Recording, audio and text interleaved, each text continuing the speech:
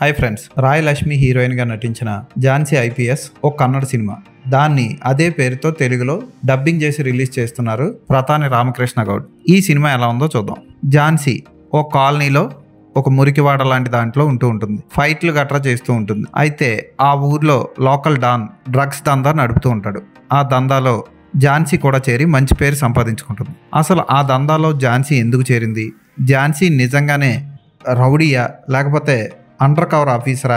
పోకిరి సినిమాలో మహేష్ బాబులో ట్విస్ట్ వస్తుందా అన్నది సినిమా చూసి తెలుసుకోవాలి. ఈ డ్రగ్స్ వ్యాపారానికి డూప్లికేట్ ప్రొడక్ట్స్ తయారు చేసే కంపెనీ ఓనర్కి ఝాన్సీ తండ్రికి సంబంధం ఏంటన్నది మిగిలిన కథ. ఈ సినిమా చాలా కామెడీగా ఉంటుంది. పోకిరి సినిమానే అటు తిప్పి ఇటు తిప్పి తీసినట్లు అనిపిస్తుంది. అంతేకాకుండా ఈ సినిమాలో కొన్ని సీన్లు చూస్తే చాలా నవ్వొస్తాయి. ఉదాహరణకి ఒక హాట్ సన్నివేశం ఉంటుంది.